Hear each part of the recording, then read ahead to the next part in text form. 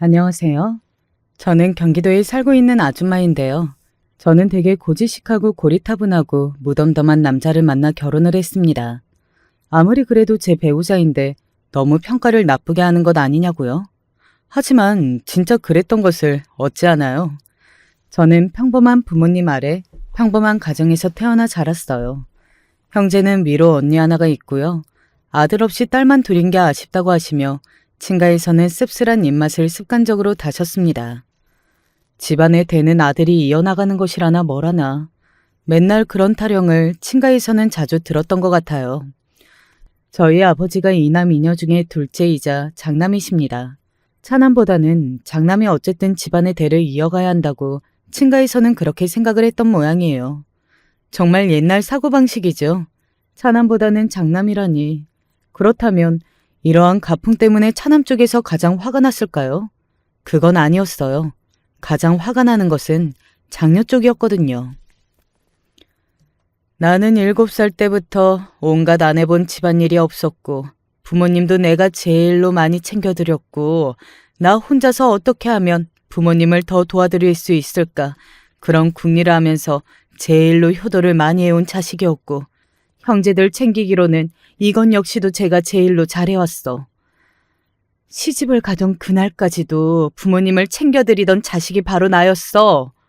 집에 손 하나 안 벌리고 시집도 내 힘으로 갔고 오만 시집살이 서름을 다 겪으면서도 힘들다는 소리 한 번을 안 했어. 오히려 내가 시집살이를 당하던 와중에도 우리 부모님이 혹시 건강은 어떠시나 요즘 힘드신 점은 없나 그런 거나 생각하면서 꿋꿋하게 효도를 해왔지. 아들 둘에 딸 하나, 손자도 손녀도 턱턱 잘 안겨드렸어. 그런데 어떻게 아직까지도 딸은 딸년들이고 아들은 우리 아들들이야?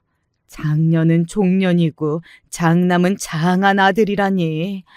내가 진짜 참고 또 참았는데 이건 아니지.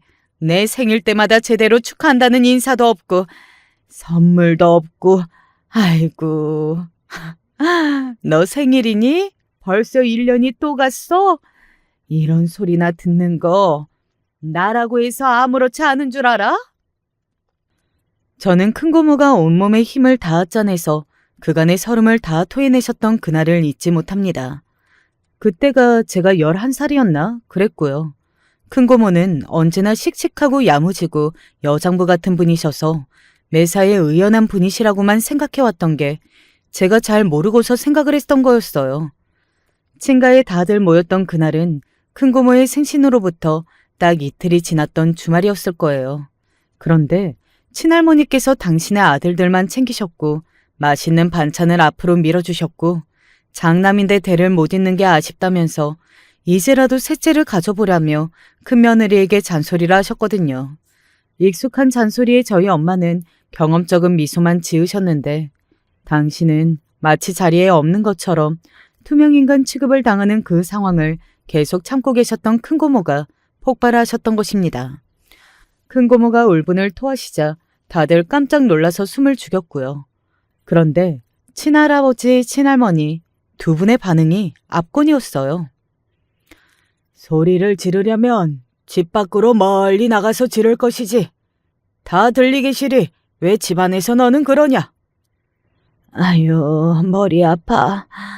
너는 나이를 먹고서는 그러고 싶으니? 그렇게 서러운 게 많았으면 진작에 이야기를 하지 그랬어. 그때마다 이야기를 했으면 됐을 것을 혼자 쌓아놨다가 왜 이제 와서 그러니? 너도 참 너다. 아휴, 너 때문에 나는 머리가 아파서 이만 방에 좀 누우련다. 딸년 비 맞추기가 더럽게 힘들구만. 예, 애미야, 너는 가서 이불 좀 펴다오. 엄마가 조용히 일어나셨고 그러면서 옆에 있던 언니를 쿡 찌르셨어요. 언니는 군말 없이 방으로 엄마를 따라가서 이불을 함께 깔았고요. 저는 불그락 푸르락하는 큰고모의 얼굴이 무섭게 느껴져서 자리를 벗어나고 싶어졌고 연신 한숨을 내쉬시는 친할머니의 뒤를 쫓았습니다. 엄마를 따라서 이불을 펴는 언니의 머리를 친할머니께서 잠시 쓰다듬으셨어요. 문가에 서 있던 제가 그 광경을 보았습니다. 아이고, 기특해라. 요것이 가랑이에 달릴 것만 달리고 태어났어도 아무 문제 없었을 것을. 기집애라서 아쉽다 아쉬워. 기집애인데 뭘 하겠어. 기집애인데 뭐가 되겠어. 기집애한테 나는 기대도 안 해. 아휴, 머리야. 잠시 후 집으로 돌아오던 차에서 언니와 저는 나란히 뒷좌석에 앉아 있었습니다. 제가 소곤거리면서 언니한테 물어봤어요. 언니, 괜찮아? 아까 할머니가 너무하셨어. 그치?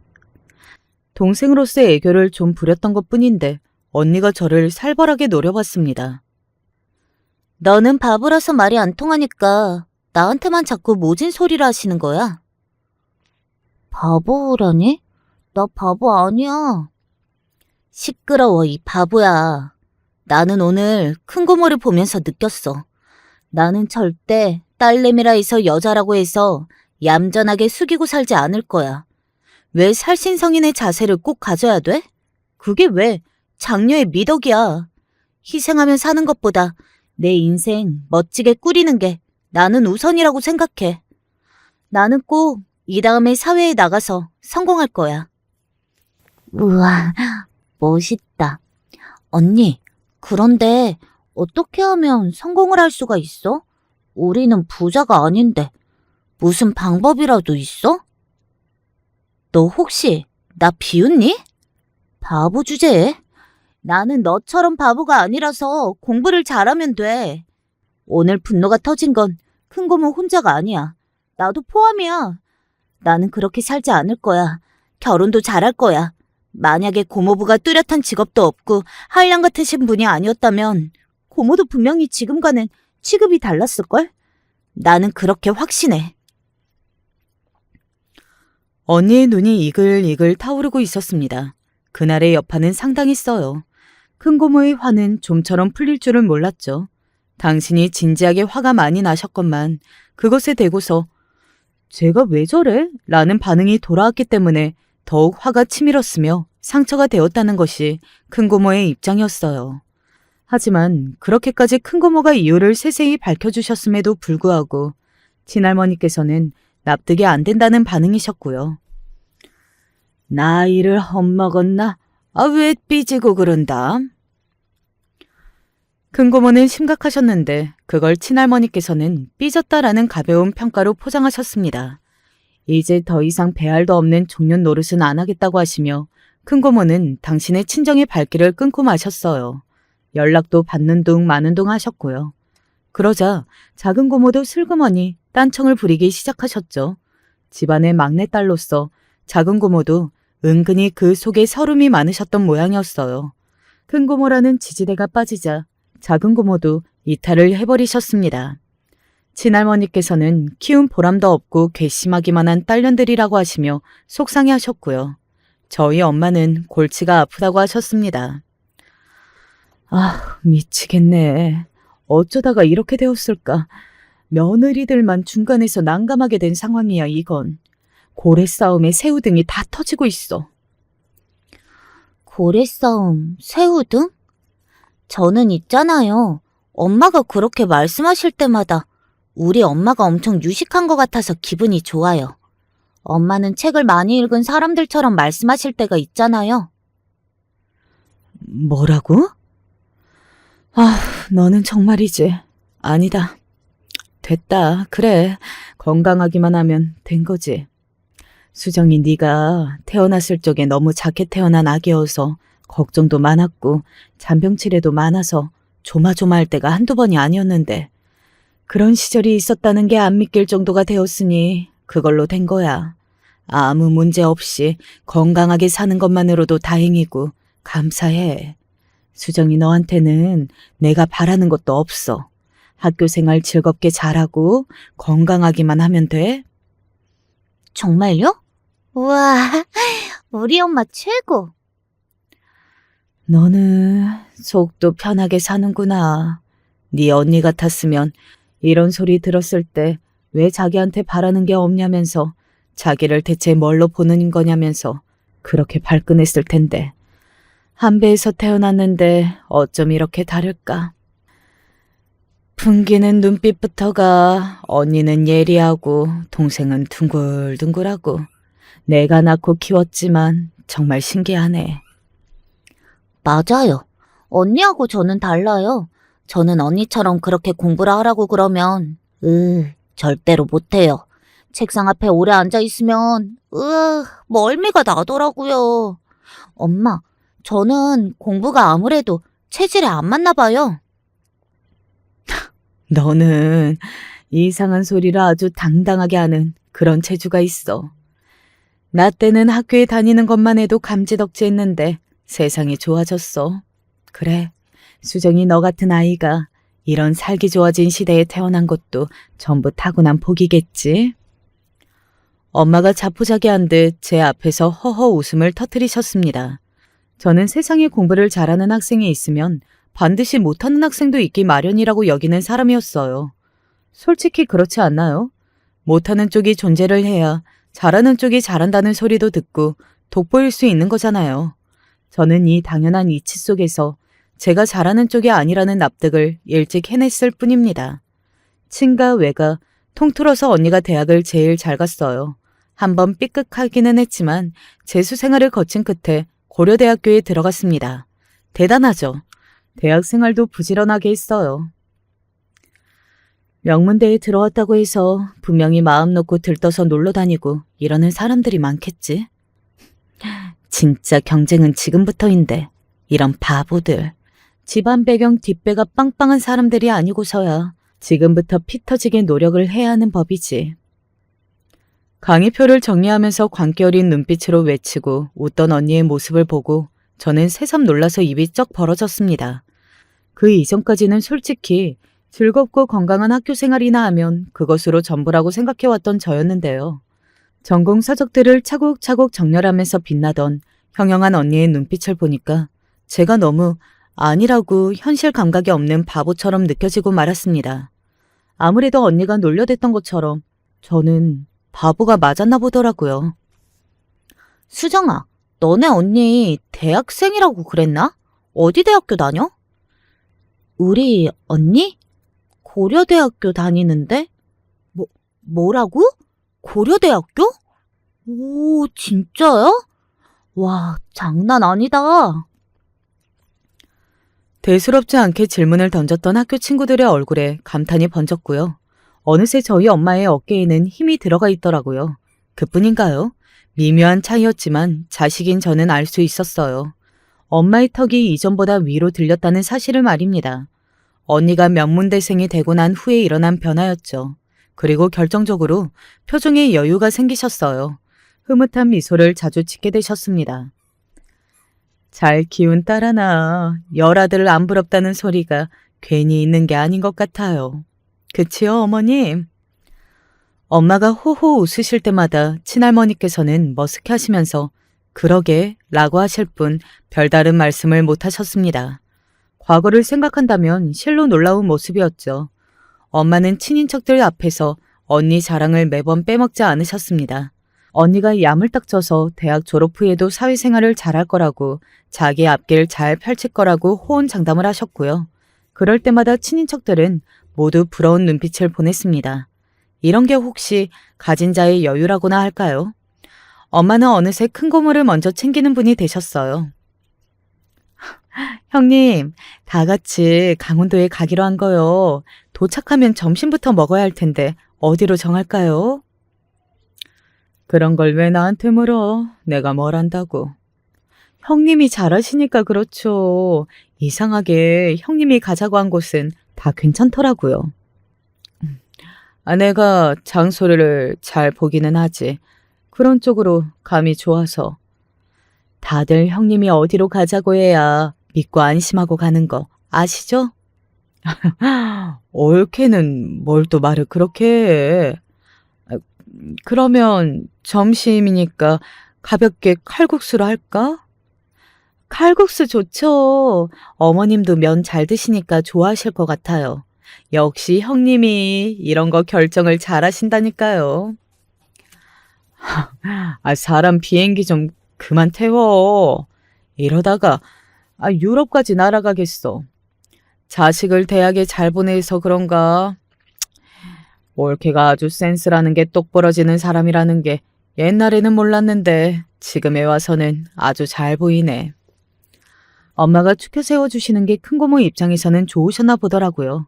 사람 마음이라는 게 사실 베푼 만큼 돌려받았으면 싶은 것이고 대접이나 대우를 받으면 어깨가 으쓱해지고 크게 화가 났던 것도 단순한 계기 하나로 풀어질 수 있는 법이잖아요. 큰고모가 그러셨나 봐요. 사남매 중에서 서열 1위, 맞이의 위험, 이런 걸 작게나마 확인받으실 때마다 숨길 수 없게 입꼬리가 춤을 추셨거든요. 큰고모가 다시 당신의 친정에 왕래하며 지내시자 작은 고모도 따라서 그렇게 하셨고요. 자연스레 그 중심에 계신 엄마의 존재감은 과거보다 더욱 커져 있었습니다. 그러니까 전부 이러한 것들 때문에 제가 대학에 진학을 하였다는 이야기예요. 일렬의 변화들을 전부 제 두 눈으로 목격하였기 때문에 고려대 하나가 이렇게 만든 거다 라는 판단 아래 제가 대학 입학이라는 것을 난데없이 목표로 담게 되었던 것입니다. 지금 현재보다 그 당시의 대학의 중요성이 훨씬 더 컸다는 사실은 굳이 언급할 필요도 없겠죠. 한번 대학을 가야겠다는 생각이 들고 나니까 전국 대학의 서열이라는 게 눈에 들어오기 시작했고 적나라한 저의 성적표가 보이기 시작하면서 그때부터는 전쟁이었습니다.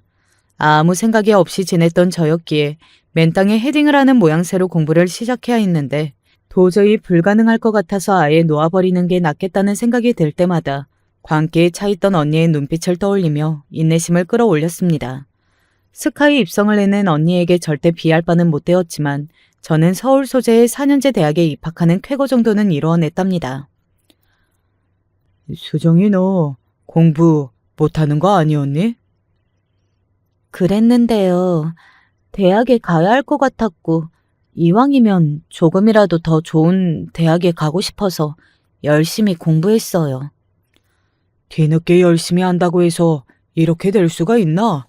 알고 보니 얘가 진짜 천재였던 거 아니야? 어이 당신 진작에 얘를 학원에 안 보내고 뭘 했어? 학습지인지 뭔지 그거 시켜줬어야 했던 거 아니야? 아 그랬으면 수정이가 대학을 더 잘 갔겠지.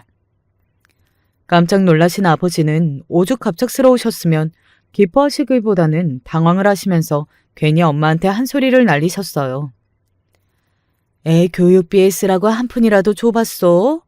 얘가 학교에서 시험은 잘 봤는지 몇 점이나 나왔는지 반에서 몇 등을 하는지 여태까지 한 번이라도 관심이나 가져봤냐고. 왜 갑자기 나한테 화를 내고 그래? 양심에 구멍이 났나 털이 났나? 아유, 아깝고 아쉬우니까 이러는 거 아니야. 저기 수정아, 너 혹시 재수해서 더 좋은 대학에 갈 생각은 있니? 언니를 봐라. 욕심을 더 내도 돼. 아버지의 입에서 재수라는 두 글자가 나왔을 때 저는 몸소리를 쳤습니다. 생각해봐도 소름이 끼쳤거든요. 그래서 단호하게 거절을 했어요. 아버지뿐만 아니라 엄마도 아쉬운 얼굴을 하셨지만 저는 전혀 조금 더 아쉽지가 않았습니다.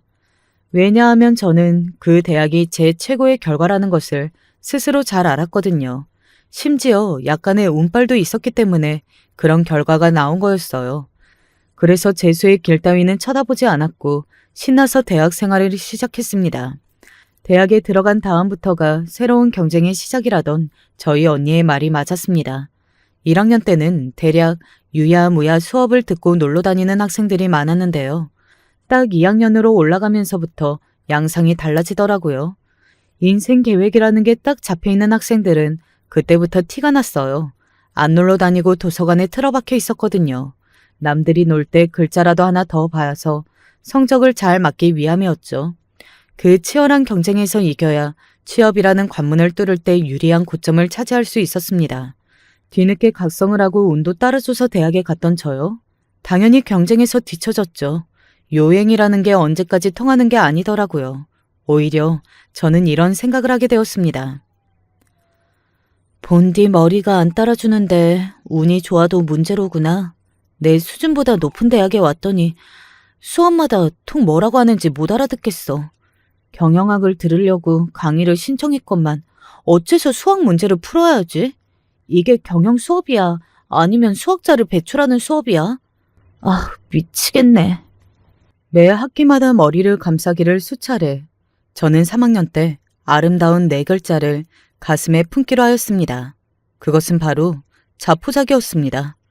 무사히 졸업이나 하고 대졸자라는 이름표나 어짜는 소소한 목표를 가졌더니 대학을 입학했던 이후로 줄곧 저를 괴롭혔던 두통이나 압박감, 소화불량 이런 것들이 싹 사라졌습니다. 갑자기 캠퍼스가 아름다워 보이더라고요. 부모님이 넌지시 취업 이야기를 물어보실 때마다 콧노래를 흥얼거리며 기피하던 저는 결국 뚜렷한 이정표 없이 졸업을 하고 말았습니다. 간신히 졸업 여건을 채울 수 있었죠. 기껏 대학은 괜찮게 잘 들어가 놓고서 턱걸이로 힘들게 졸업장을 따낸 작은 딸의 상황을 부모님은 믿을 수 없어 하셨습니다.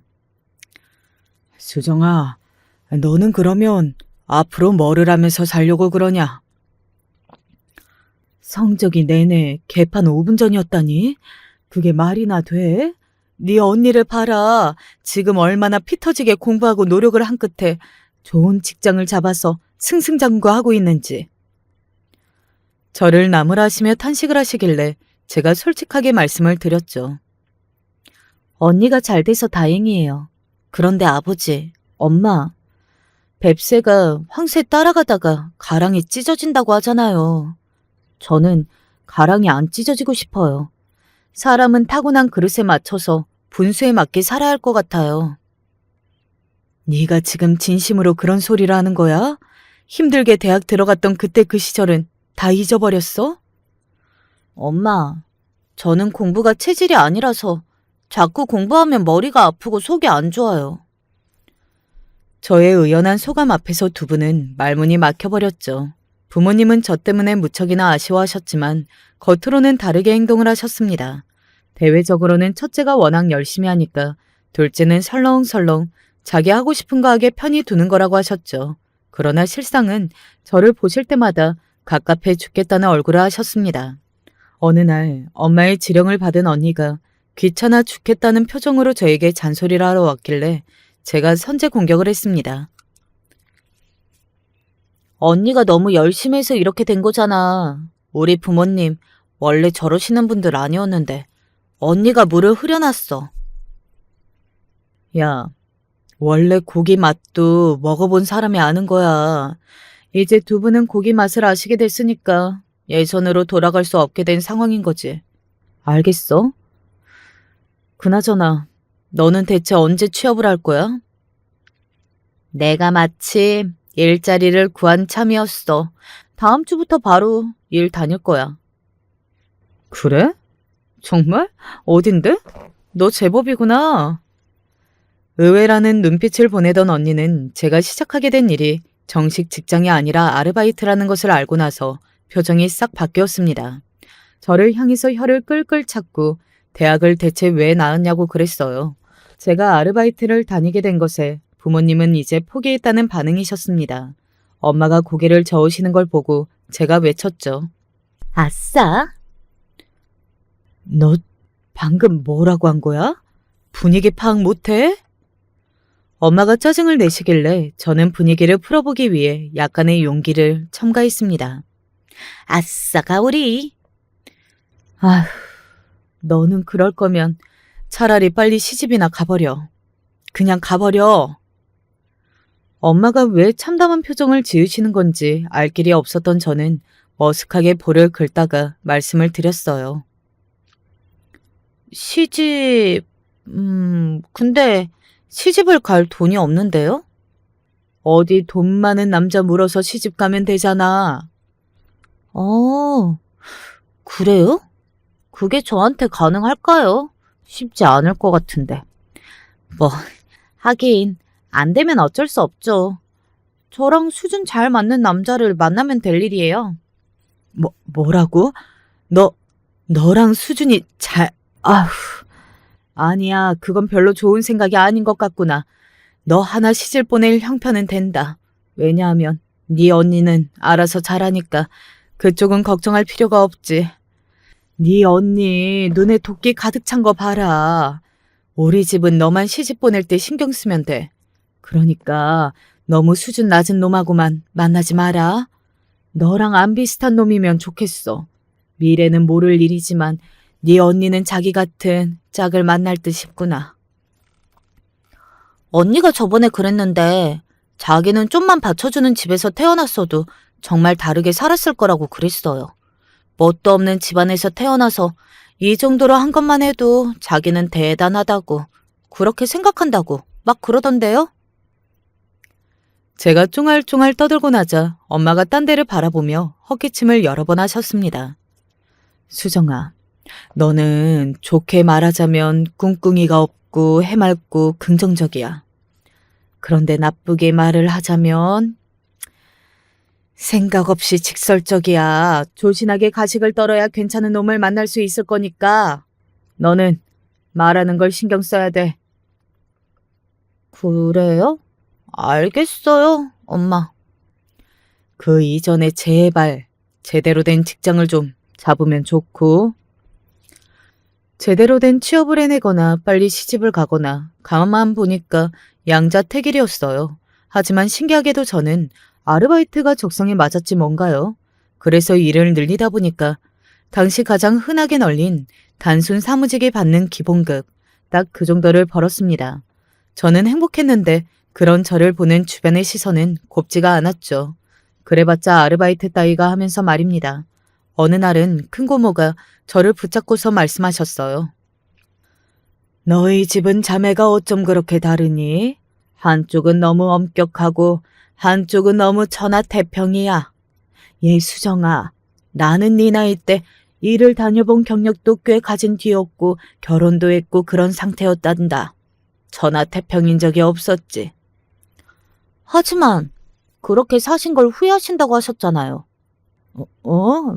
내가? 네. 괜히 죽도록 열심히 하고 쫓기듯이 살면서 효도하느라 고생했다고. 누구 하나 알아주지도 않는데 괜히 그렇게 살았다고. 젊은 시절은 전부 다 후회되는 일투성이라고 그러셨잖아요. 기세 좋게 포문을 여셨던 큰 고모는 제가 명랑하게 대꾸를 하자 그 뒤로 잠시 침묵을 지키셨습니다. 큰 고모의 얼굴에 식은땀이 삐질 흐르는 것 같이 보이기도 했네요. 내가 보기에 너는 영영 그렇게 생각 없이 살 것 같은데 대체 누구를 만나서 시집을 갈지 그게 궁금하네. 너처럼 똑같은 생각 없는 놈 만나면 끝이다. 끝. 네 엄마 생각해서라도 제발 그런 짓만은 하지 마라. 그러면 저는 어떤 남자를 만나야 해요? 아주 유용한 조언 하나 해줄까? 너와 반대인 남자를 만나라. 진심으로 내가 너를 위해서 하는 소리야. 큰고모는 저희 엄마에게 고마움을 느끼고 계셨어요. 그래서 엄마가 암만 아닌 척을 하셔도 저 때문에 열불 터지시는 걸 아마 다 아셨을 겁니다. 진심 가득한 큰고모의 눈빛, 말투 이런 걸 보고서 저도 왠지 진지해졌고 신중하게 고개를 끄덕끄덕 했습니다. 갑자기 각성을 해서 대학에 갔던 것처럼 저는 약간 한담에 나는 기질을 지니고 있었죠. 이듬해 저는 여전히 직장 같은 아르바이트 생활을 하고 있었고 돈 걱정은 없었으며 이 정도 버는 것만으로도 만족했고 여유로웠고 남들이 뭐라고 하든 신경 안 썼습니다. 지인들도 많이 생겼어요. 결정적으로 남자친구도 생겼는데 가까운 지인들에게 소개를 시켜주고 나면 반응이 다들 비슷했습니다. 수정아, 둘이 대체 어쩌다가 만나게 된 거야? 우리가 성격이 좀 달라 보이기는 하지. 그런 반응 이제는 익숙해. 물과 불 혹은 물과 기름 같다는 소리는 이미 꽤 듣고 있어.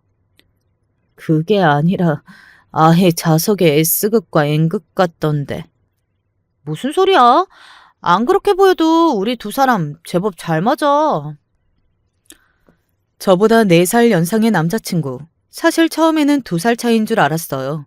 저한테 손으로 뿌이를 하면서 자기가 2살 더 많다고 했기 때문입니다. 그러자 또래라서 너무 좋다고 저는 신이 나서 방방 뛰었고요. 그런 저를 보면서 약간 놀란 듯 머쓱한 표정을 짓는 그 얼굴이 듬직해 보였습니다.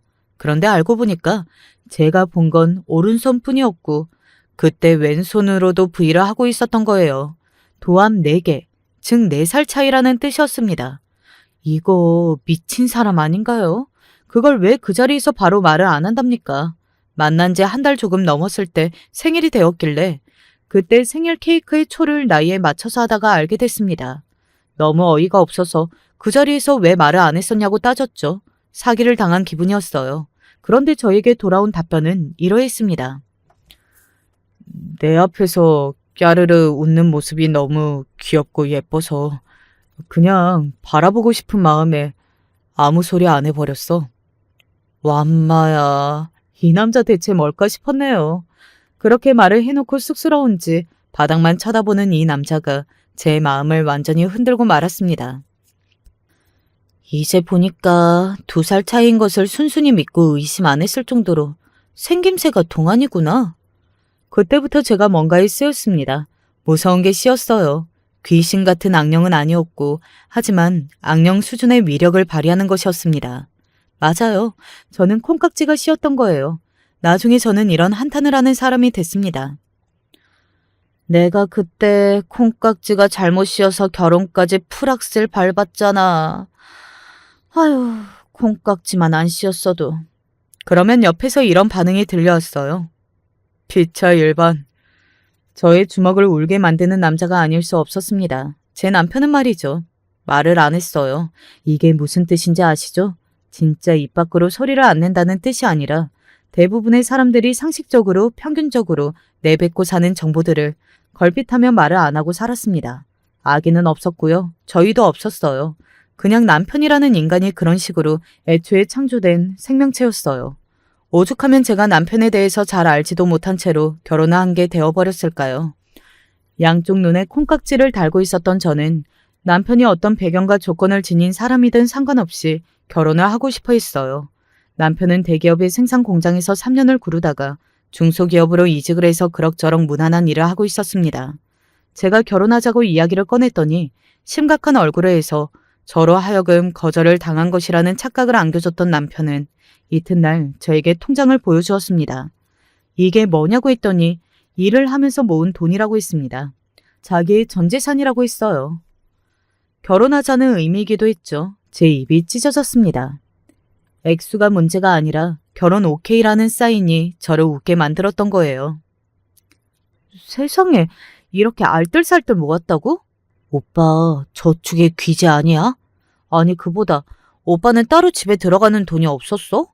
아, 하긴 결혼한 누나가 알아서 부모님한테 잘한다고 했었지. 누나를 잘 둬서 오빠는 편했겠네. 제가 알고 있던 이야기를 나불거렸는데 남편의 표정이 오묘해지더라고요. 되게 망설이더니 저한테 이렇게 말을 했습니다. 누나, 이혼했어. 뭐? 정말? 아이도 있으시잖아. 그런데 이혼을? 잠깐만. 2달 전에 오빠를 통해서 나한테 선물을 하나 주셨잖아? 그때는 아무 소리 못 들었는데. 설마 그 사이에 이혼을 하신 거야? 이혼한 지 1년 넘었어. 뭐라고? 그럼 우리가 만나고 나서 몇 달 안 지나서 이혼을 하셨다는 거잖아. 그걸 왜 여태까지 말을 안 했어? 그냥. 뭐가 그냥이야. 어머, 이 오빠가 진짜 큰일 날 사람이네. 나는 그것도 모르고 태평하게 선물이나 받았다니 내가 얼마나 눈치 없는 애처럼 비춰줬을까. 만나 뵙고 인사를 드릴까봐. 바로 이번 주말은 어떠려나? 누나, 한국에 없어. 미국 갔어. 미국? 오, 여행 가신 거야? 미국이라니 대박이다. 멋지다. 언제 오시는 거야? 몰라. 영영 안 올 것 같아. 그게 무슨 소리야? 영영 안 오시다니. 아예 떠나신 거였어? 오빠, 이렇게 중요한 이야기를 왜 나한테 여태 안 했어? 언제 가셨는데? 2달 정도 됐어. 2달? 그럼 나한테 선물을 보내주셨던 그때잖아. 설마 미국으로 떠나기 전에 나한테 선물을 주셨던 건가? 작별 선물. 그게 작별 선물이라고 왜 나한테 말을 안 해줬어? 남편이 자기 뒷머리만 만지작거리는 걸 보면서 저는 미치는 줄 알았습니다. 진짜 뭐 이런 사람이 다 있나 싶었어요. 결혼 생활을 비롯하여 모든 것에 질리고 지쳐버렸던 신우이가 아이를 데리고 미국으로 영영 떠난 뒤였던 직후가 바로 그 시기였던 겁니다. 저희가 결혼을 하더라도 절대 한국으로 안 들어올 거라는 이야기를 듣고 멍해졌던 제가 얼른 정신을 차린 뒤 시부모님에 대한 걸 물어봤었죠. 그랬다가 너무 황당한 사실을 또 알게 되셨어요. 엄마만 계셔? 갑자기 무슨 말이야? 오빠는 부모님 다 계시잖아. 두 분 다 계시기는 하지. 그런데? 이혼하셨어. 뭐? 오빠, 내가 왜 이렇게 중요한 사실을 지금에서야 알아야 하는 거야? 제가 그때 머리를 감싸지며 경악했습니다. 저는 남편에게 시시콜콜한 저희 집안 이야기를 다 했었거든요. 이런 성격의 저와 더욱 상반되어 보이는 게 바로 남편이었습니다.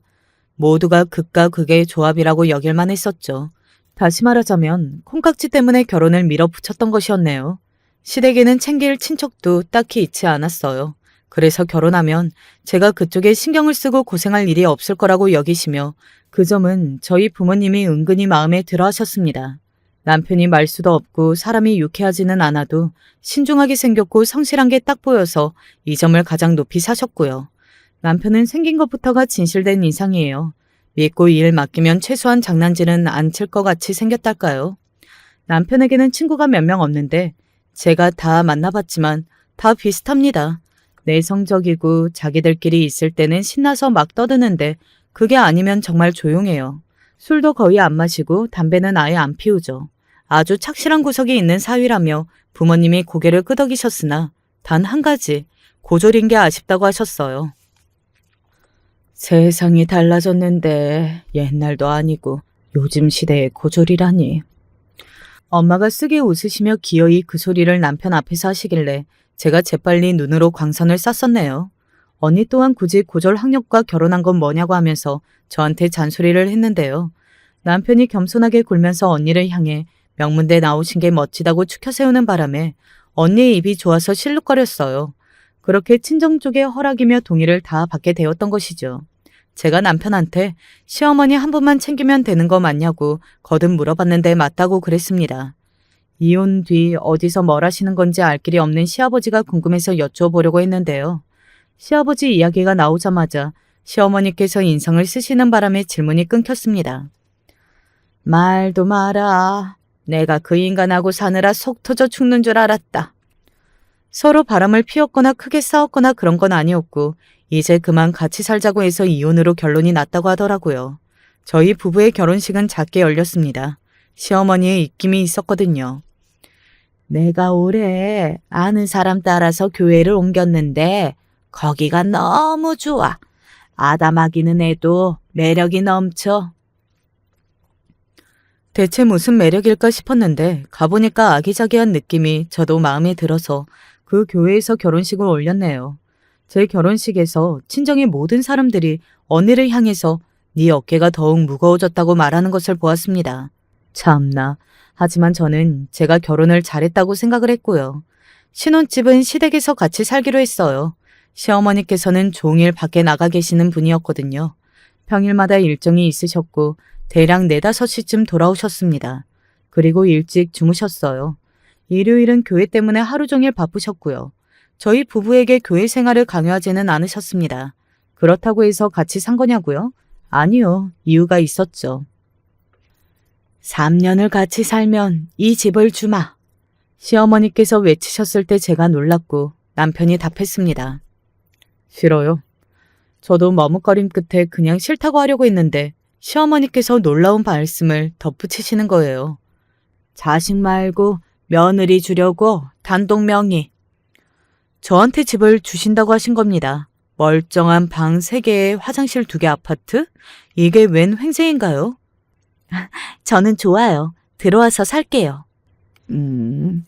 역시 내가 사람을 잘 봤어. 마음에 들어. 이럴 때는 입이 잘 안 열리는 남편의 특징이 마음에 들었죠. 별다른 대꾸도 못하고 제 뜻을 따라야만 했거든요.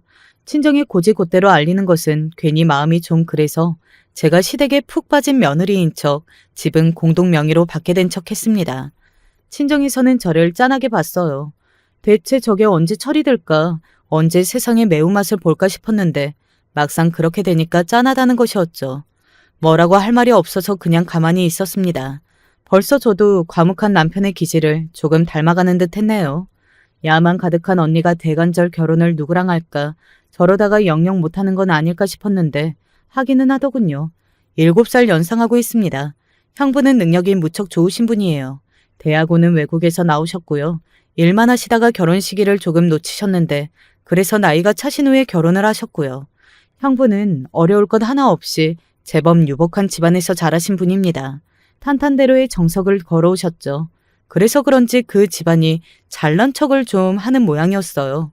아닌 척하지만 언니가 자기 시댁 이야기만 나오면 이를 꽉 깨물고 주먹을 꽉 쥐는 것을 제가 봤거든요. 괜찮아. 세상에 공짜가 어딨어. 원래 대가가 전부 따르는 거야. 일밖에 모르는 사람이지만 그래도 바보 천지하고 결혼하는 것보다는 100배 1000배 나았어. 이 세를 생각해도 그렇지. 나이가 들어서도 여전히 계획적인 언니였습니다. 저는 결혼 2년 만에 아들을 낳았어요. 친할머니께서는 제가 드디어 장한일 한 가지를 했다고 해주셨었죠. 시댁에서 사니까 당연히 아기는 시어머니께 맡겼는데요. 그러고 나서 한 5개월 정도가 지났을 때 진지하게 하실 말씀이 있다고 하시면서 저녁에 저희 부부를 앉히셨습니다. 내가 너무 힘들어서 안 되겠다. 더 이상은 내가 애를 못 봐주겠어. 청척병력에 제가 입을 벌리고 있을 때 남편이 제안을 드렸습니다. 용돈 더 드릴 테니까 앞으로도 잘 봐주세요. 시어머니께서는 오만 관절이 쑤셔서 안 되겠다고 하시던 참인데 거기다 대고 그런 소리라니 제 남편이지만 대단했습니다. 하지만 시어머니께서 더욱 대단하셨어요. 역으로 이런 제안을 저한테 주셨거든요. 너 시답지 않는 일, 나불랭이 뭐 다니는 거 그거 그만해라. 집에서 애나 봐라. 내가 너 돈 줄게. 이혼한 남편한테 돈 받은 거 있고 이혼한 사위한테도 돈 안 찾아간 딸년 대신에 중간에서 내가 받은 돈도 있어.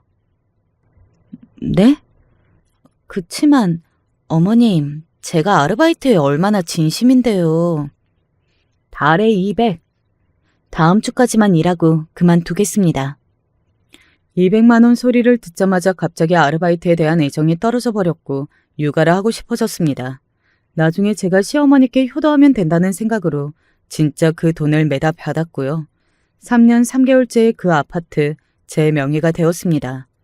남편은 옆에서 아무 소리도 안 했네요. 딱 그 시기에 의문의 연락이 왔으니 바로 시아버지셨습니다. 다짜고짜 남편을 혼내셨어요. 너 이 자식아, 왜 네 엄마한테만 붙어먹었어? 공평하지가 못하잖아. 남편은 둘러댈 말이 없었는지 시어머니로부터 집을 받으려고 그동안 같이 살았다는 식으로 대답을 하였죠. 아니 세상에나 시아버지께서는 멀쩡히 제주도에 살고 계셨더라고요. 저희한테 딱히 할 거 없으면 제주도에 내려와서 살라고 하셨어요.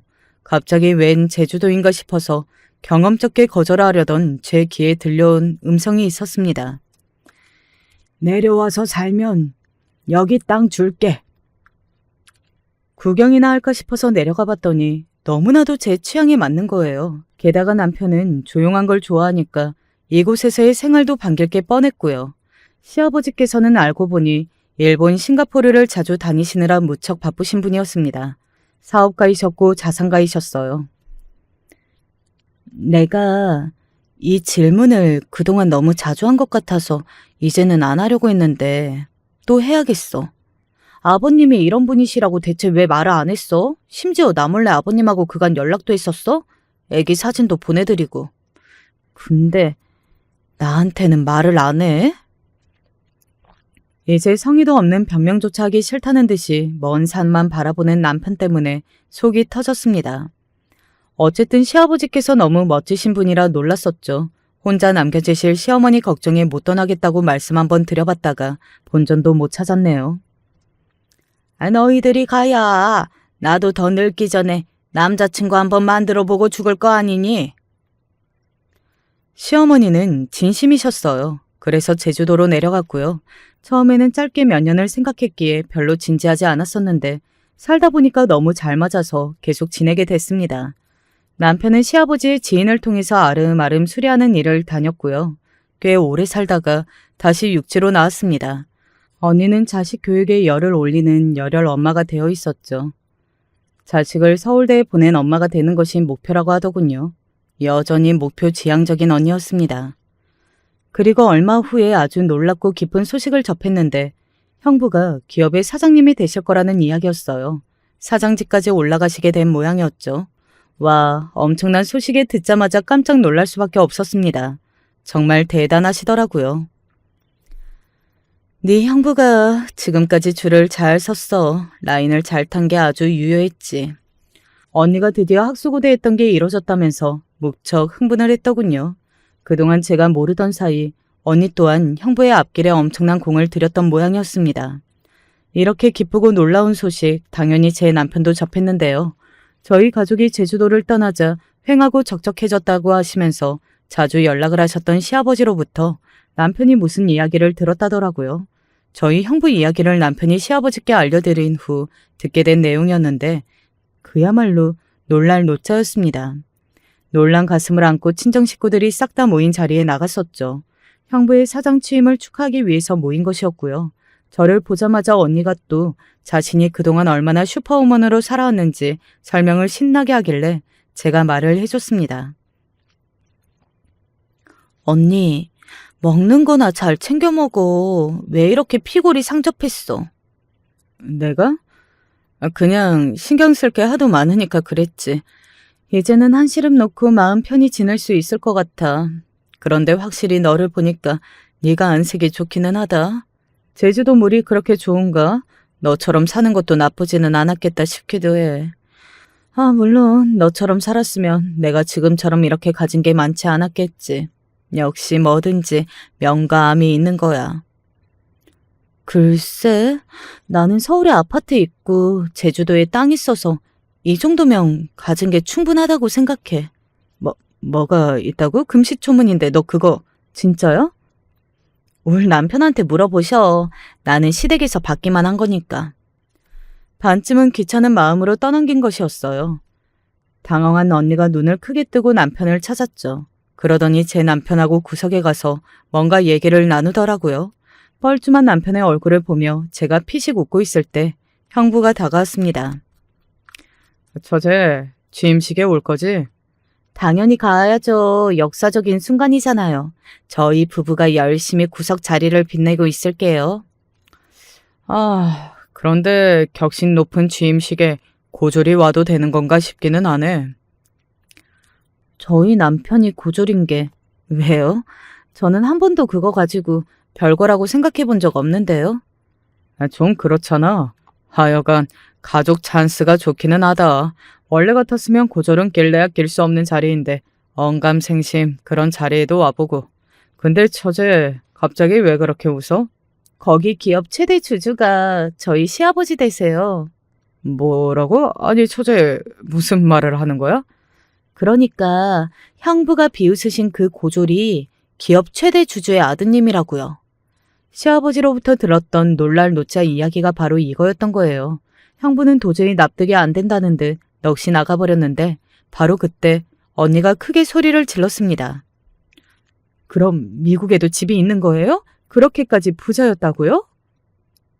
별다른 이유 하나 없이 그냥 자기 이야기를 굳이 안 하고 사는 남편이 언니한테 이모저모를 다 털어놓은 모양이었습니다. 까면 깔수록 계속 나오는 양파도 아니거만 알면 알수록 부의 실체가 엄청난 시댁이라는 집안의 진면목이 드디어 외부에도 드러난 순간이었죠. 놀란 형부가 언니한테 달려가서 남편한테 사실을 캐물었고요.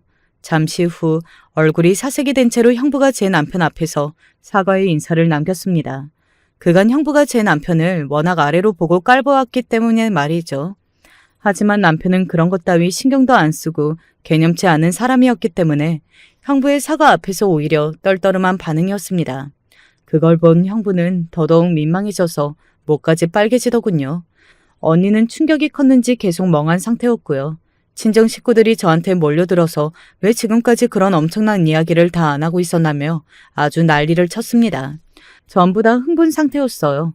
형부가 주인공인 날이었건만 주객 정도가 돼서 다들 저희 부부의 이야기를 듣고 싶어 했죠.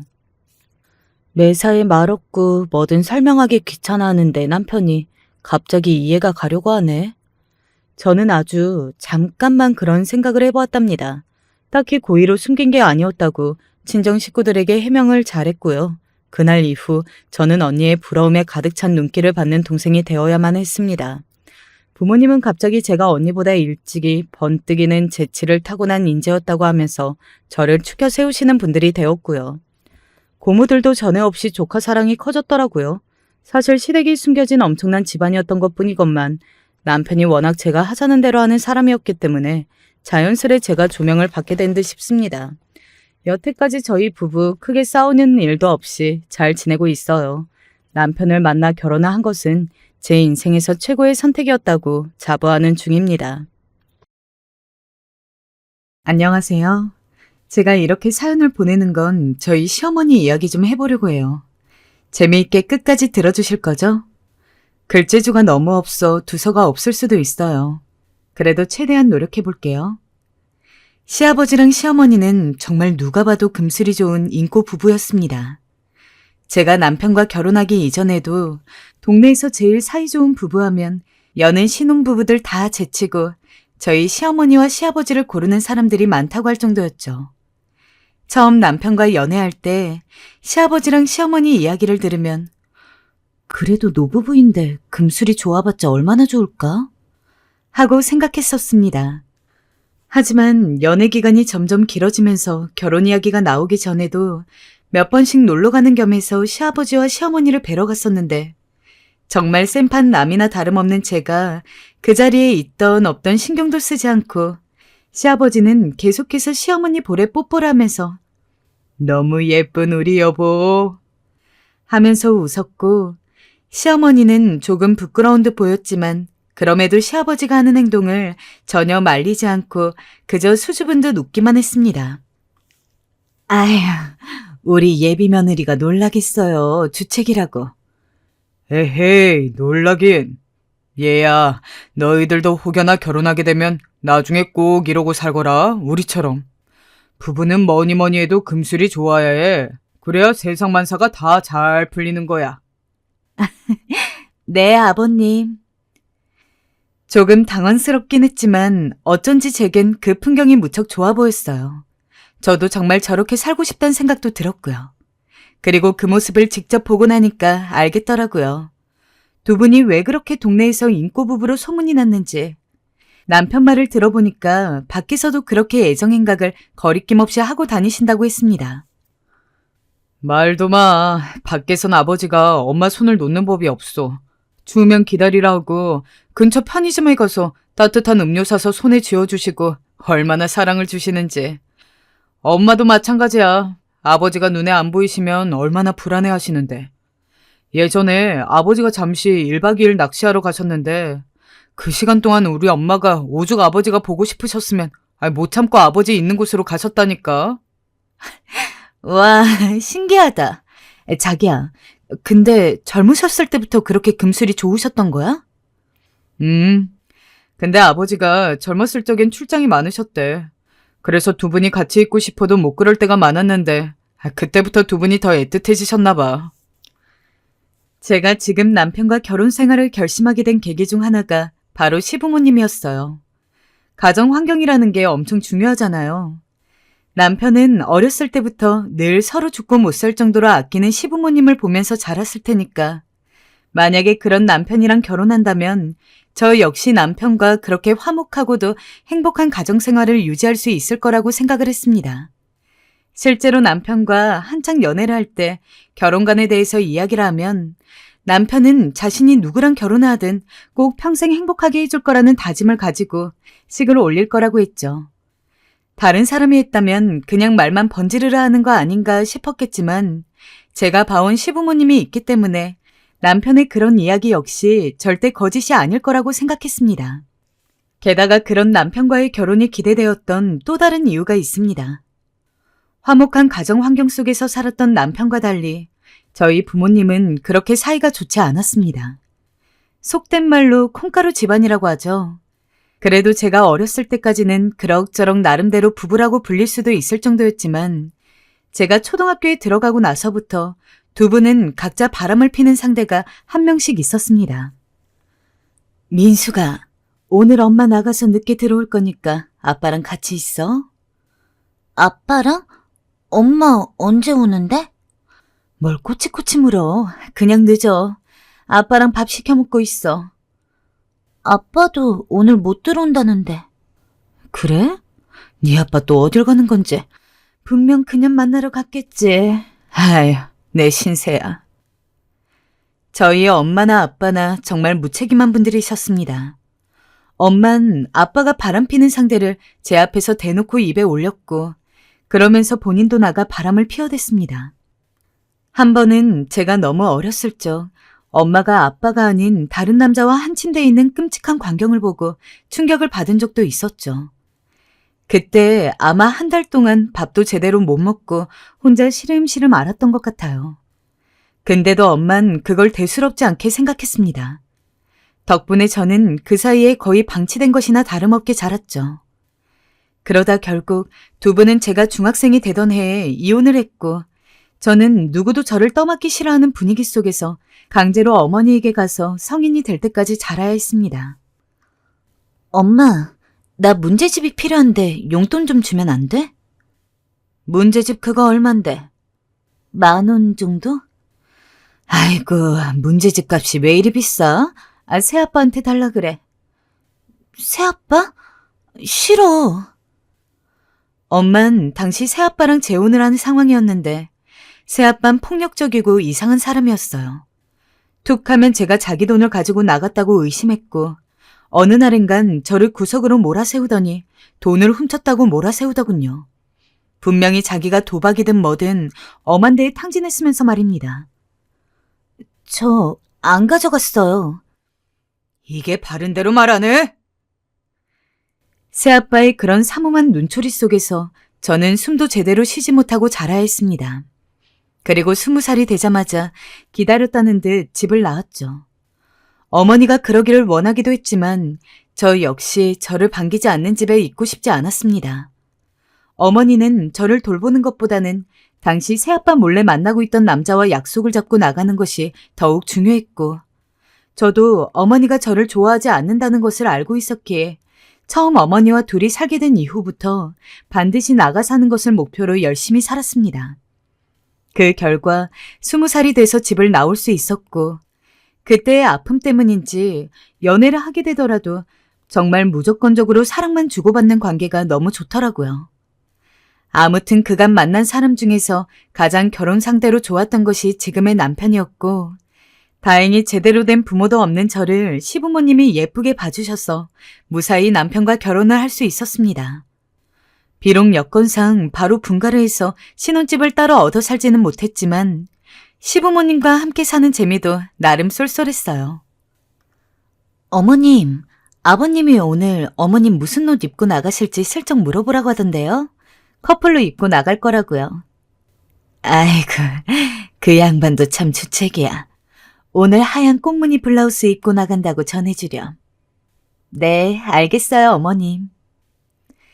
정말 저랑 남편이 연애할 때보다도 깨가 쏟아지는 시부모님 덕분에 저는 매일같이 두 분이 오늘은 어떻게 깨를 볶으며 살까 이런 생각만 하더라도 하루가 금방 지나갔어요. 두 분이 결혼한 지 거의 40년 가까이 되었다는데 시어머니 말을 들어보면 젊을 때 연애할 적에도 이렇게까지 다정했다고 하니까 정말 시아버지는 한평생을 시어머니에게만 올인한 분이셨습니다. 또 시부모님은 저에게도 무척이나 잘해주셨어요. 며느라, 오늘 우리 바깥 양반이랑 꽃나들이 갈까 하는데 너도 같이 갈래? 날씨가 좋은데 바람도 쐬고 하자꾸나. 저 거기 껴도 돼요? 아유, 그럼 당연히 껴도 되고 말고 우리 며느리인데. 걱정 말거라. 오늘은 적당히 할 테니. 네, 좋아요, 어머님. 시부모님이 데이트하실 때 가끔 가다 저를 껴주시곤 했는데 그때마다 제가 두 분의 딸이 된 것 같기도 하고 또 다른 사랑을 받는 것 같아 기분이 좋더라고요. 또 제가 어떻게 살아왔는지 잘 알고 계셔서 특히나 시아버지는 절 무척 안쓰럽게 생각하셨어요. 아가, 네가 고생이 참 많았을 게야. 내가 다 알지는 못하지만 이젠 우리 가족이 됐으니 행복할 일만 남았어. 마음 푹 놓고 우리 하루하루 즐겁게 살자꾸나. 아버님은 제가 새아빠와 엄마 사이에 끼어 살아온 시간이 가끔 안타깝고 안쓰럽다고 하셨어요. 그래서인지 시어머니한테 하시는 것처럼 제게도 무척 다정하고 자상하게 대해주시곤 했습니다. 어딜 가나 예쁜 머리핀이 있거나 하면 시어머니 거 사오는 김에 제 것도 사다 주시곤 하셨죠. 친구들을 만나러 간다 하면 용돈을 주시기도 하시고요. 그래서 저는 친구들 앞에 서면 마치 부모님 자랑하는 아이처럼 늘 시부모님 자랑을 하곤 했습니다. 친구들은 믿지 못하곤 했지만요. 넌 시집 가더니 얼굴이 덮였다? 시부모님이랑 사는 거 정말 안 불편해? 나는 시부모님이랑 명절날만 같이 있어도 숨이 확 막히던데. 대단하다. 나는 좋기만 한걸. 시부모님이 딱히 요구하시는 것도 없고 친딸처럼 정말 잘해주셔. 덕분에 매일매일 편하고 행복해. 야, 부럽다, 부러워. 나도 그런 시부모님이 있었으면 소원이 없겠다. 우리 시부모님은 맨날 나 보자마자 잔소리야. 특히 시어머니는 어찌나 닥달하는지. 자기 아들 밥 못 먹고 나가면 어디 죽는 줄 알아. 주변 친구들이 다들 시부모님 험담을 하는 동안 저는 자랑할 일밖에 없어 그 자리가 때론 지루하기도 했어요. 그만큼 시부모님 두 분과 사이가 돈독했죠. 그러던 어느 날 두 분의 결혼기념일이 다가왔고 전 두 분의 사랑에 보답하고자 하는 마음에 남편에게 작은 이벤트를 제안했어요. 이벤트? 뭐 당신 좋은 생각 있어? 별건 아니고 좋은 호텔 잡아드리고 레스토랑 예약해드려서 하루 나들이 하고 오실 수 있도록 해드리자.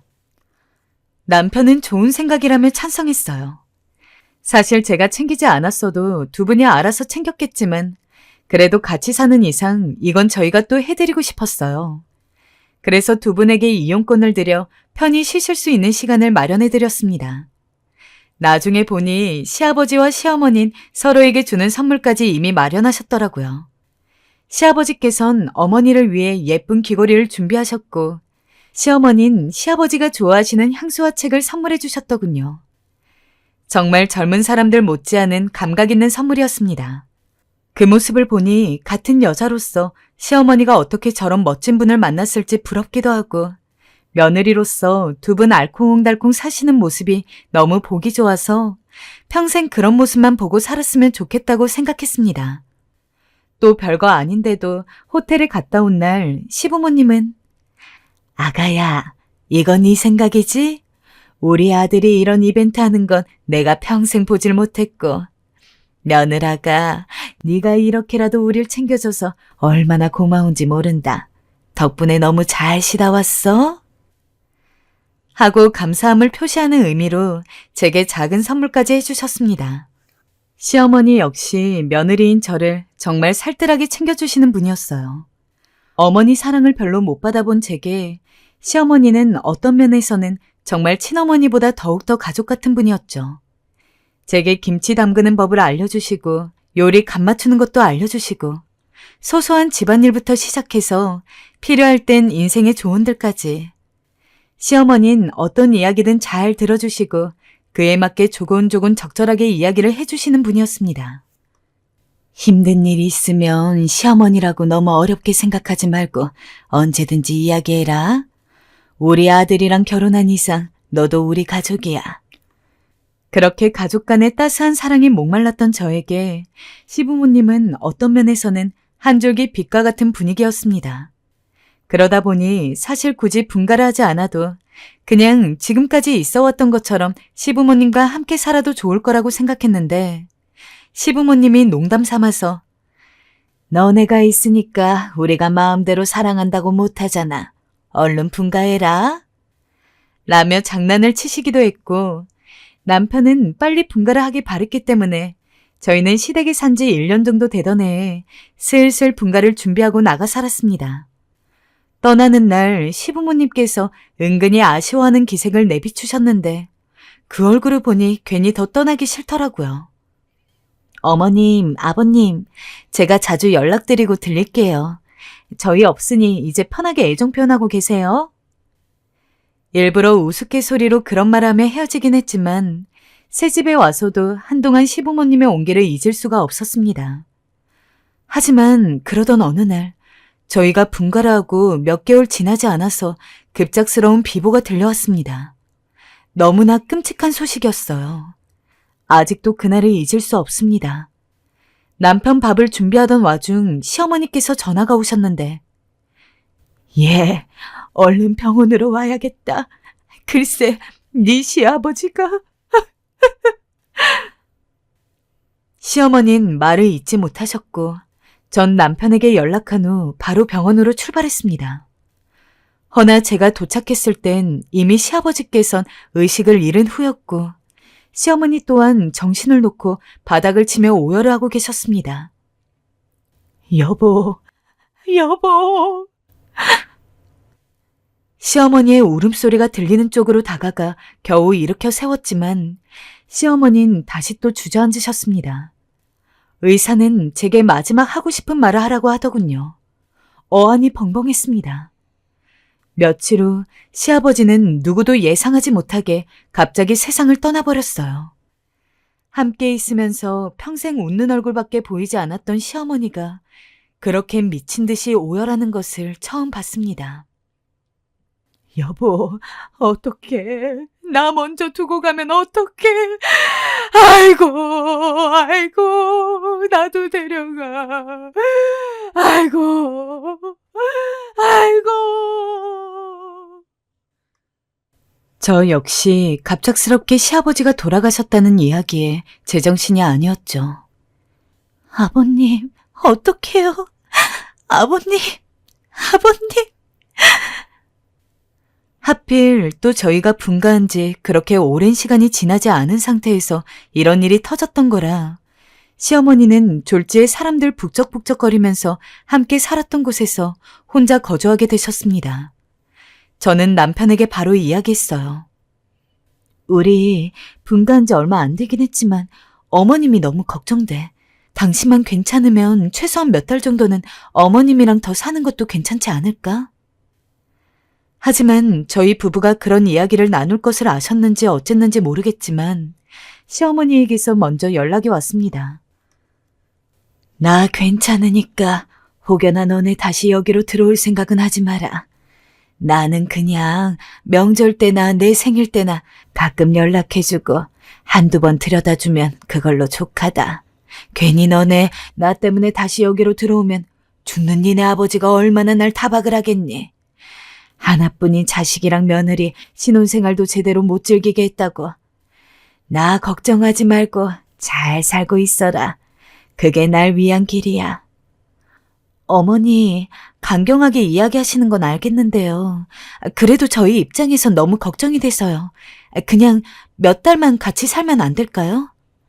안 된대도 내가 혹여라도 힘들면 자존심 괜히 세우지 않고 아가 너한테 제일 먼저 말하마. 그러니 안심하렴. 시어머니는 정말 끝까지 고집을 버리지 않으셨어요. 몇 날 며칠을 설득했지만 꿋꿋이 본인 집에서 지내겠다고 하셨어요. 그쯤 되니 저도 포기할 수밖에 없었죠. 또 다행스러웠던 건 당시 저희가 얻은 신혼집 자체가 시댁이랑 그렇게 멀지가 않았습니다. 그래서 최대한 자주 찾아뵙는 것으로 타협을 보고서 알겠다고 한 뒤 저희도 저희 나름대로 시아버지를 잃은 아픔을 추스렸습니다. 하지만 장례식이 끝나고 일주일도 채 안 된 시점이었습니다. 제가 거실에서 TV를 보고 있는데 갑자기 밖에서 비밀번호를 누르는 소리가 나더라고요. 처음 한 번은 그냥 집을 잘못 찾은 사람인가 보다 하고 넘겼는데 거의 3번 넘게 비밀번호를 틀리면서도 계속해서 제 차 번호를 입력하려고 키를 삑삑 누르는 소리가 들리는데 정말 전신에 소름이 돋더라고요. 하다못해 남편이랑 같이 있었으면 둘이 함께 무서워했겠지만 하필 그날 남편이 오랜만에 친구들과 술 약속이 있어서 저녁을 먹고 들어온다고 했던 날이었어요. 여자 혼자 집에 있는데 갑자기 그런 식으로 누군지도 모를 비밀번호 소리가 들리니까 소리도 못 지르겠고 미치겠더라고요. 게다가 인터폰 역시 고장이 난 상태라 밖에 누구인지 확인할 수도 없었습니다. 누구세요? 누구세요? 말을 하세요. 경찰에 신고할 겁니다. 겁이 났지만 계속 그런 식으로 있을 수는 없어서 큰 소리로 누구냐고 소리를 질렀습니다. 그랬더니 비밀번호 소리가 뚝 멈추더라고요. 한참을 그 상태로 가만히 숨죽이고 있었는데도 밖이 조용하길래 슬쩍 문을 열어봤습니다. 근데 문을 여는 중에 뭔가 문을 막고 있는 것처럼 툭 걸리자마자 정말 기절할 뻔해서 소리를 막 질렀습니다. 그러다가 어둠 속을 뚫고 자세히 보니까 실루엣이 너무나 낯익었습니다. 슬쩍 고개를 들이밀어서 꼼꼼히 살펴보니 세상에 저희 시어머니더라고요. 시어머니는 술을 많이 드셨는지 잔뜩 술 냄새가 나는 몸을 하고서는 저희 집 현관문에 기대어서 주무시고 있었습니다. 이게 무슨 일인가 싶어서 시어머니를 힘겹게 끌고 들어와서는 침대에 눕혀드렸죠. 시어머니는 침대에 누우면서도 계속 몸이 불편하신지 신음소리를 흘리셨고 급기야 화장실로 달려가기도 전 침대에 토라하고 말았습니다. 때마침 남편이 집에 들어와 이런 시어머니 모습을 보고 기절할 것처럼 놀라더군요. 아니, 술도 못 먹으시는 분이 이게 무슨 일이야? 그러니까 말이야. 아무래도 많이 힘드셨나 봐. 술 마시고 여길 찾아온 거 보니까. 전 그런 시어머니가 안쓰러워 몇 시간이고 옆에 있으며 깨어나길 기다렸어요. 그리고 몇 시간 뒤 잠에서 깬 시어머니에게 꿀물을 타다 드리며 어제 일 기억나냐 물었지만 시어머니는 아니, 내가 왜 여기 있대? 라며 본인이 저희 집에 오신 것을 전혀 기억하지 못했습니다. 어머니, 어떻게 오신지 하나도 기억이 안 나세요? 내가 왜 여기 있는 거니? 아니, 이 냄새는 또 뭐고? 나 토했니? 아휴, 세상에, 이럴 수가. 얘들아, 너무 미안하다.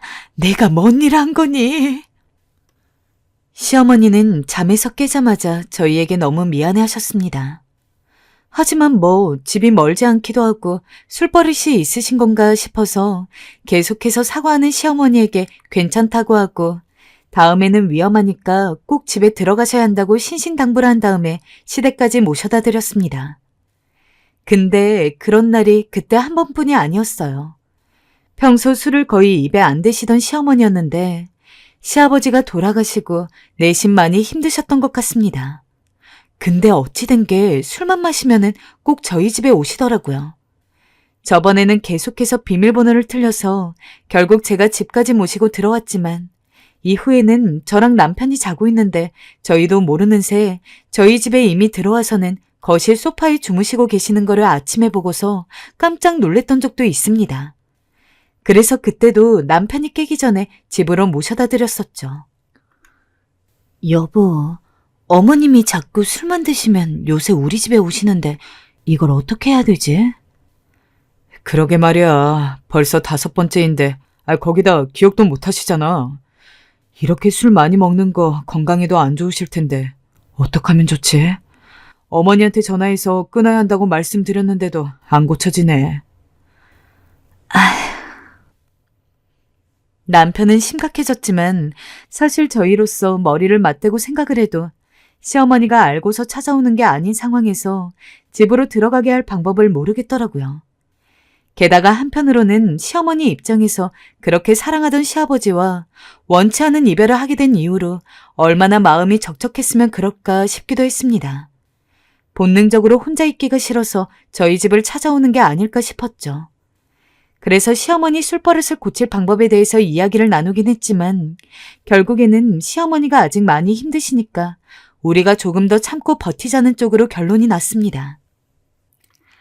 그래, 어머니도 이러다 마시겠지. 조금만 기다려드리자. 아직 시간이 필요하신 거일 수도 있으니까. 남편의 말에 처음엔 완전 동의를 했습니다. 제가 만약 시아버지와 같은 사람을 어느 날 갑자기 잃었다 해도 혼자서 제정신으로 지내기 힘들었을 테니까요. 하지만 그것도 한두 번이더라고요. 저나 남편이나 일을 하는 사람이었고 직종의 특성상 주말에도 가끔 가다가는 거의 풀근무를 해야 할 때가 있었기 때문에 그 누구보다도 잠이 참 소중한데 시어머니가 그냥 한 번에 비밀번호를 맞추고 들어와서 조용히 주무시고 가는 것은 상관이 없었지만 점점 날이 갈수록 비밀번호를 틀리고 그 소리에 선잠에 들었던 저희가 깨서는 문을 열고 시어머니를 모시고 들어오는 날이 많아졌습니다. 여보, 어머니 같은데. 나 내일 일찍 나가봐야 하는데 큰일이네. 남편은 중요한 프로젝트를 앞두고 하필 이런 일을 겪고 매일 아침 무척이나 힘들어 했습니다. 시어머니는 정말 신혼 1년 동안 일주일에 3번은 꼭 그러셨어요. 그나마 모시고 들어오기만 하고서 끝이면 상관이 없을 겁니다. 꼭 시어머니는 저희가 출근 준비를 한창 하고 있을 때 비척비척 일어나셨는데 어떻게 그런 시어머니한테 해장국 한 그릇 안 끓여드릴 수가 있겠습니까? 그러면 제가 꼭 몇 분이라도 짬을 내서 어떻게든 해장국을 끓여드리고 출근을 해야 했는데 그게 정말 무슨 하루 일과처럼 매일같이 지속되다 보니까 너무 힘들고 곤혹이었어요. 그러다 제가 묘안을 냈어요. 어머님, 말씀드릴 게 있는데 술 끊기 힘드시면 저랑 금주 모임을 하든 아니면 술 먹고 싶을 때마다 저에게 연락을 주시면 차라리 시간을 같이 보내는 게 어떨까요? 어머니께선 저에게 민폐가 될까 걱정하는 기색임에도 어쨌든 본인도 술을 끊고 싶으셨는지 알겠다고 하셨습니다. 그런데 문제는 어머니가 밤에 술을 안 드시니 이젠 낮에 드신다는 거였습니다. 제가 낮에 직장에 있으니 어쩔 수 없이 시어머니와 약속을 잡을 수가 없었고 그러다 보니 시어머니는 자신도 모르게 술 쪽으로 손이 가더라고 합니다. 나도 날 제어를 할 수가 없구나. 왜 그런지 모르겠다. 근데 뒤돌면 자꾸 생각이 나고 어느 날은 마음 먹고 싹 갖다 버리고 왔는데도 내가 쓰레기통을 뒤지고 있더라니까. 나도 미치겠다 얘들아. 시어머니의 애달픈 그 말씀은 정말이지 저희들에겐 하나의 과제이자 고민이었어요. 이대로 가다간 시어머니는 알코올 중독이 되실 게 뻔했고 어쩌면 그 과정을 지금 밟고 계신지도 몰랐습니다. 그렇게 생각하니 마음이 더 조급해져 여기저기 조언을 구했는데 그러던 와중 제 친구가 이런 말을 하더군요.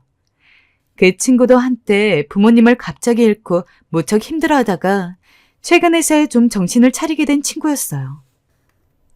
차라리 너희 시어머니 취미를 갖게 해드리는 게 어떨까? 운동을 나가시든 아니면 모임을 나가시든. 아무래도 지금 아버님 잃고 그 상실감이 무척 크실 거야. 그럴 때 혼자 내버려 두면 안 돼. 운동을 하시든 뭐라도 해서 시간을 보내게 해야지. 안 그럼 계속 술로 푸실 거야. 얼핏 들어도 좋은 생각 같았어요. 그래서 전 바로 남편에게 이를 말했고 시어머니와도 상의했습니다. 시어머니는 취미? 글쎄, 내가 뭔 취미가 있었나? 하고 어딘지 내키지 않으시는 것 같았지만 제가 일부러 더 적극적으로 밀어붙였어요. 어머님, 도예 해보고 싶다 하셨잖아요. 도자기로 컵 만들고 하는 거요. 전에 아버님 계실 때 저희에게 도예 카페 발견하셨다고 하시면서 거기서 수강생 받는다고 말씀하시던 거 기억 안 나세요? 아, 그래. 기억난다. 네, 어머니, 차라리 도예 해보시는 거 어떠세요? 그리고 이왕 하는 거 어머님 해보고 싶었던 거 다 해봐요. 꽃꽂이도 해보고 싶으셨잖아요. 마침 제 친구가 꽃집을 하는데 저렴한 가격으로 수강생을 모집한대요. 제가 말해놓을게요. 도예든 꽃꽂이든 제가 권해드리는 거였기 때문에 비용도 저희 부부가 다 부담한다고 했습니다. 솔직히 저희 살기도 빠듯하긴 했지만 그런 게 뭐 중요하나요?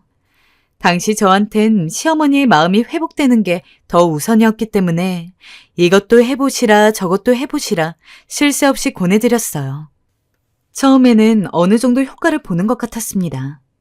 놀랍게도 시어머니는 취미 활동에 한번 발을 들이시자 거기에 열중하셔서 예쁜 컵도 접시도 저희에게 갖다 주시고 꽃다발도 사진으로 찍어 보내주시기도 하고 지인분들께 선물하기도 하고 그러더라고요.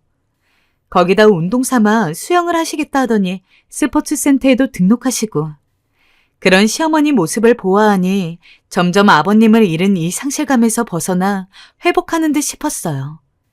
사실 만약 이 방법이 통하지 않는다면 최후의 방법으로 저희 집에서 모실 걸 생각하고 있었는데 어쨌든 어머니께선 다행스럽게도 본인이 알아서 마음을 추스르고 일어나고 계셨습니다. 어머님, 요즘 기분 어떠세요? 괜찮으세요? 요즘은 아가니 말대로 바빠서 그런지 오는 날도 적고 몸이 피곤해서 밤엔 잠도 잘 오는구나. 다행이에요, 어머님. 앞으로도 아버님 그리우시거나 마음 힘드시면 언제든 연락 주세요. 그래, 그럴게. 아, 나 이제 센터 들어가야 해서 먼저 끊으마. 가끔 가다 전화하면 어머님 목소리가 예전보다 눈에 띄게 밝아진 것도 확인할 수 있었습니다. 모든 게 생각대로 굴러간다 싶었죠. 하지만 이른 명절날 일어났어요.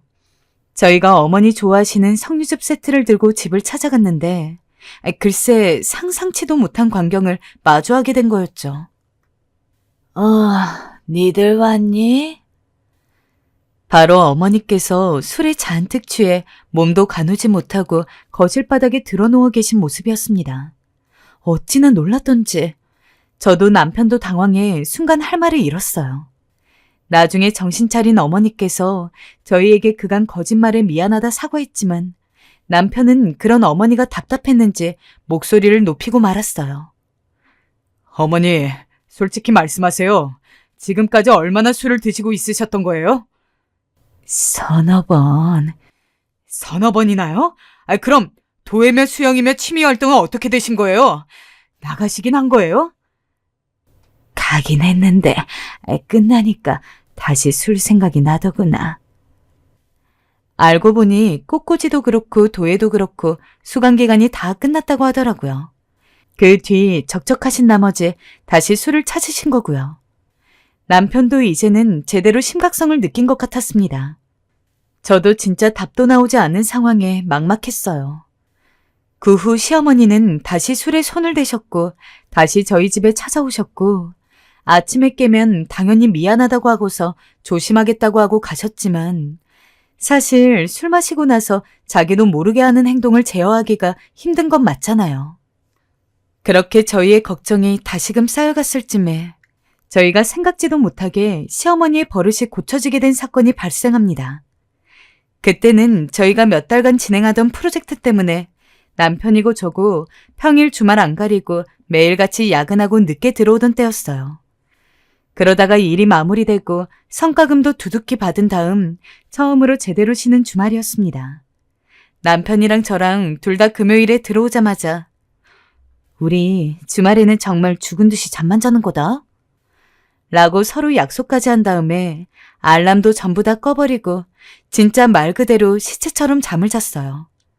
금요일날 빠르게 퇴근을 하고 들어오자마자 잤으니 아마 오후 9시부터 잠에 들었을 겁니다. 거의 11시간을 넘게 한 번 안 깨고 자다가 화장실이 가고 싶어서 제가 대충 아침 8시쯤에 한 번 눈을 떴던 것 같습니다.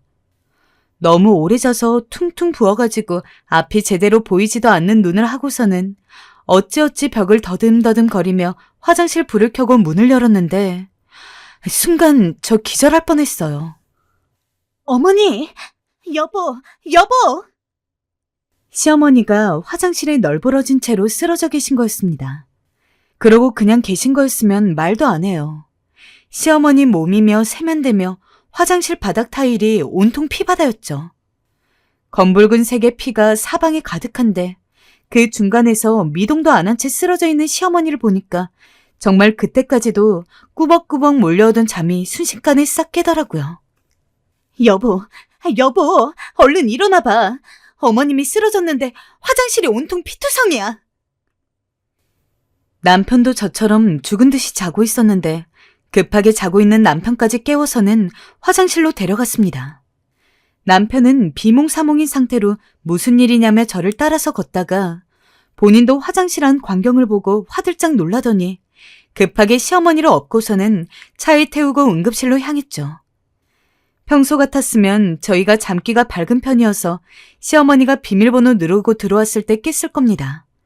근데 저나 남편이나 너무 피곤했던 나머지 그 어느 때보다도 골아 떨어져 있었는데 하필 그때 시어머니가 이 지경까지 온 거였죠.